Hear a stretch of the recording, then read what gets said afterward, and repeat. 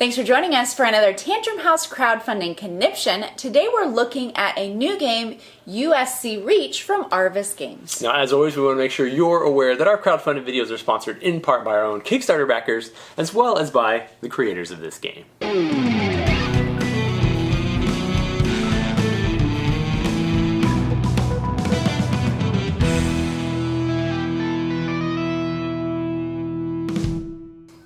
Thanks for joining us at Tantrum House Studio 3. I'm Will Meadows. And I'm Sara Meadows. And today in this episode, we're taking a look at the sci-fi tableau building game Reach from Arvis Games.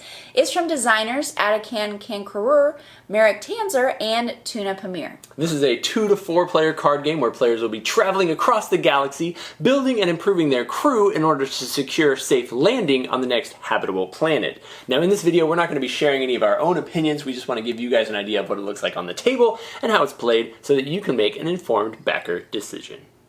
To set up the game, lay out the main board and populate it with the hexes, damage cards, and then 3 decks of mission cards.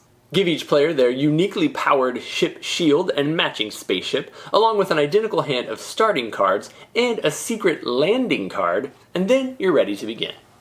At the start of each round, you'll reveal a new space hex, pass out any necessary damage cards, and then lay out the mission cards based on your number of players, +1.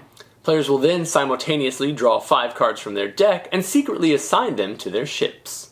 When everyone is ready, they will reveal, and the first player for the round will be determined based on whichever player has the most power shown on the hex.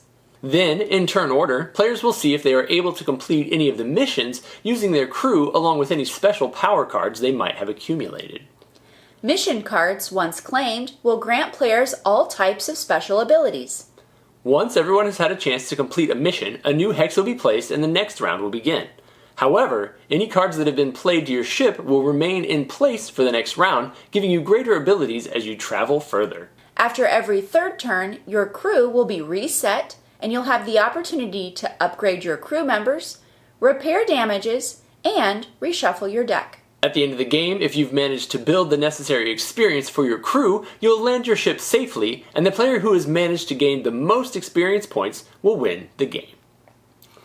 In the game USC Reach, the Earth has become uninhabitable, and so companies have sent out spaceships in search of the next planet to live on. However, the crew members that they sent out may not have necessarily been qualified for the job at hand. So over the course of 9 turns, 3 different rounds in the game, you are going to be trying to build up your character's experience and their abilities and the little icons collecting that you're trying to collect over the course of the game in order to fulfill the requirements shown on your landing card that you were given at the very beginning of the game. Yes, when you reveal that next space hex for the round, you sometimes will have to encounter some damage. Once you place out your tableau, you can allocate some of your crew members to prevent some of that damage. So you may be able to block some of it. Or if you don't do that, you'll have to allocate crew members in your tableau to take on and repair that damage. The damage stays there until the end of that round, so 3 turns. So you're not going to be able to just repair damage immediately unless you maybe have picked up a card along the way that allows you to repair immediately. Yeah, so you're going to be playing your cards behind your tableau each round, trying to allocate those to the spaces necessary in order to help you fulfill those mission cards. Most of your starting crew is going to be a bunch of junior members that only have 1 icon of power to help you out. You'll be able to upgrade those to 2, 3, and 4 icons per card, which is what you're going to want to do over the course of the game. You could also play those cards face up or upside down the other direction, and you can do a couple different things. You can defend against damage, as she mentioned. You can align to the far right to be able to upgrade that character on future turns, or if you have a specialist, you can actually play it in any one of the slots. It's going to be a little bit weaker, but it does kind of work as a wild, allowing you to be able to do something different than what you would normally be able to do with just that one color card. Yes, all of the different player shields do have differing starting icons on them. So everybody's going to have a little bit different starting amounts. So they may have higher ranks for the engineers, but less for the scientists. So that will come into play when they are playing out their cards. They'll need to upgrade different things throughout the game so that they have enough to get that card completed to land. A lot of those mission cards that you're going to be trying to achieve will give you special powers or abilities that you can use on future turns. Some of them will give you like upgrade tokens that you can use to upgrade your characters. Instead of just one level at a time, you could spend multiple tokens and go up multiple levels in the game. A lot of times those cards will also give you victory points, and so you're trying to choose between, do I want the current power that's going to help me out right now or in a future turn, or at the end of the game, do I want to actually win the game by not only landing but by having the most victory points. The landing requirements on those cards will have, you need to have a certain number of each of the different types of crew members down in your tableau at the end of the game, and at the end you will be able to play, make sure everything that you have in your deck is played.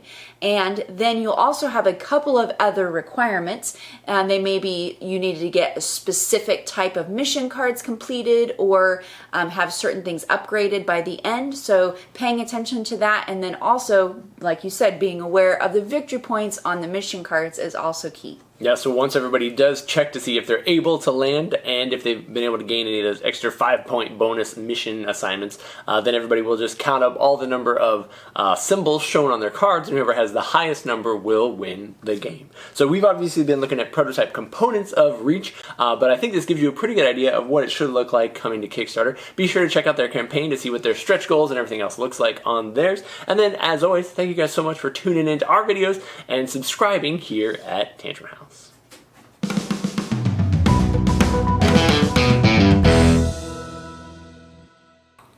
In the game Reach, planet Earth has become unlivable, and so players, and so companies. Uninhabitable. In the game Reach, Earth has become. In the game Reach, the Earth has become. Oh my gosh. One of those, they stay out there.